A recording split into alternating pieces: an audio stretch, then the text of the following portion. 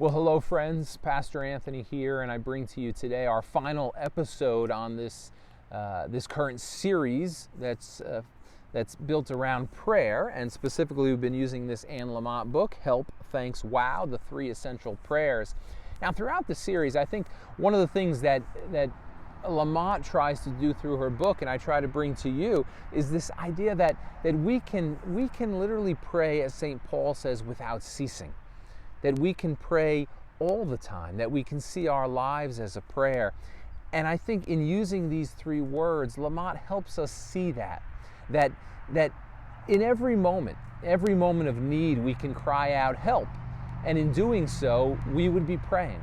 Or that in our moments of gratitude, in our moments that we can recognize the blessing that's all around us, we can say thanks or thank you. And that would be a prayer. Or finally, in our moments of awe and wonder, when we look upon the world and the miraculous things that occur, both good and tragic, that we can say, wow, and that wow, that utterance would be a prayer. Now, there's that reality, and that is in some ways our desire, that we can pray all the time in this way, that our lives can be prayers.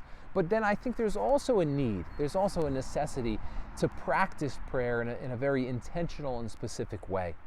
And one of those ways is what we call contemplative prayer, and it's what I want to talk to you about today.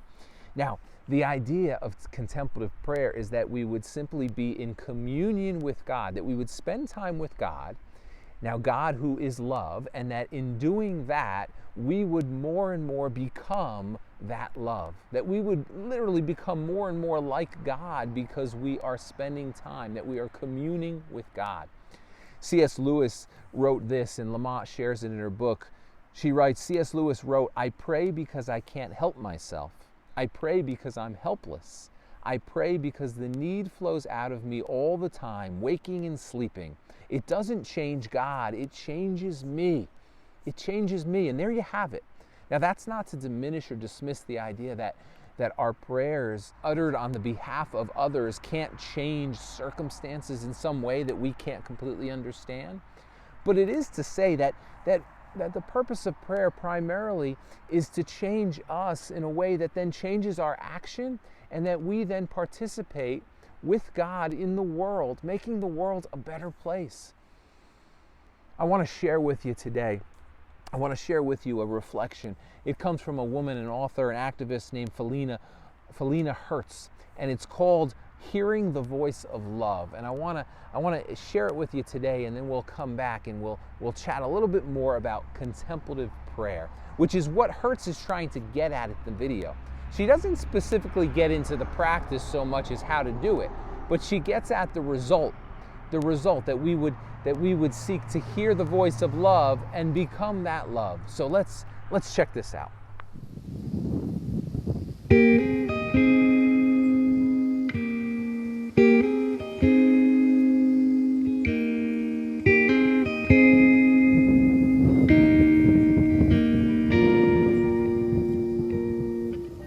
Contemplative practice, contemplative prayer really helps us to begin to quiet our minds and hearts in such a way that we can hear this voice calling us the beloved. So, like Jesus, like we learn from Jesus, if he's the archetype of humanity, the voice that he heard calling him the beloved is the same voice calling us the beloved. We are invited into that same journey, that same story of learning that we also are beloved. But the problem is that too often life distracts us from that voice. We're so busy and we have a lot of frenetic activity, and we're always plugged in, and we don't know how to unplug and detach from all of life that threatens to keep us from hearing that voice. All the other voices, we're so consumed, right, with all the other voices that try to tell us who we are. Henry Nouwen taught us that there are these 3 lies we often listen to, right? That I am what I have, I am what I do, I am what others say about me. And those voices are the ones that predominantly affect our normal active life. And so to quiet down and to be still and to cultivate silence and solitude gives us a chance to transcend all those other voices that try to define us and listen to that voice that we come from that calls us beloved. To the degree that I know I am loved, I can then love others.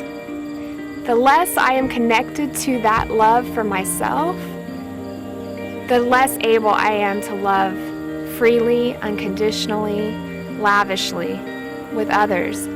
And so Jesus said that the greatest commandment is to love God and to love our neighbor as ourself.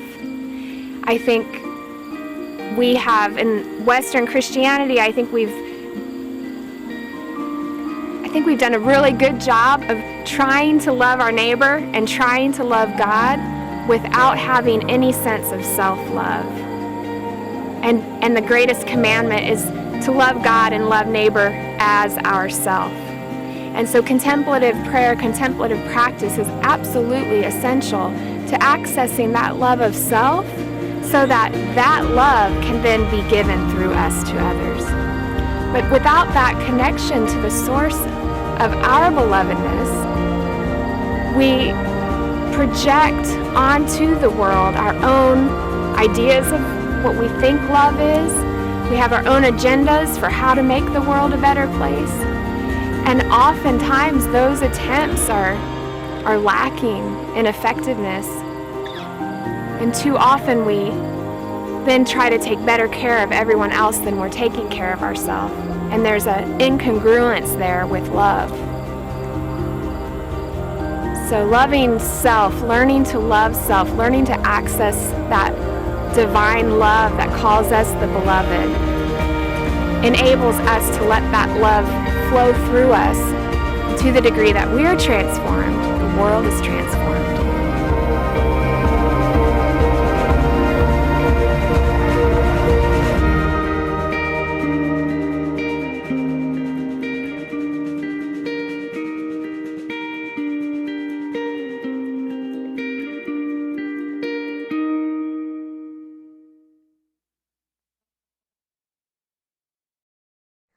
Well, I hope that was meaningful for each and every one of you. If you look in the distance there, I don't know if you can see it, but that's Cheryl and I, our defunct and dormant garden. You see, our lives are busy.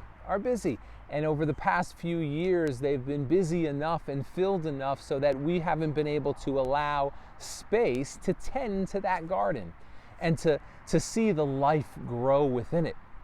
And I think that's perhaps a good metaphor for our own lives and maybe our prayer lives as well. That we allow so much to get crowded in, to move in, to occupy so much space in our lives that we don't tend to the gardens of our heart. We don't tend to the love that we are because of God, the God who is love. And so what I want to do today in closing this series is encourage you to practice prayer, to develop a time and a routine in which you would spend 5, maybe to begin 5 minutes, but then maybe 10, maybe 15, maybe more. That you would spend that time, those minutes with God, practicing this type of prayer. And how does this prayer go? What does this look like? Well, it simply looks like nothing, quite frankly, like no thing. The goal is simply to be still. And so what I would encourage you to do is set aside some time. Now you may want to lay out some candles. Perhaps you light a candle that you can gaze upon. That often is a help to people. You might want to put some soft music on, music without particular words. Or you may come out in nature, as I am right here, and you may listen to the birds singing, or you may listen to the river flow if you can. But whatever it is, the goal is that you would just be still. And you would find a comfortable place to sit. You would allow your body to be still and comfortable, whatever that looks like for you. And you would simply be quiet. And your goal would not be to think of anything in particular. In fact, the goal again is to think of nothing, to clear your mind. which is actually a really hard thing to do, isn't it? It really can be. But the idea is that you're not doing anything in particular, you're being with God. And that if you clear out all the distraction, all the noise, and you truly allow, and it'll take some time for your mind to be still and quiet, that then the noise, the clutter, all that grows in your life that you may not want, that it'll begin to subside, and you will quiet. Your soul will quiet, your heart will quiet, your body, your mind will all quiet, and you will be aware of, in a new way, the presence of God. You will be with God. And so if you do that for a period of time each and every day, the belief is that you will be changed, that you will be changed.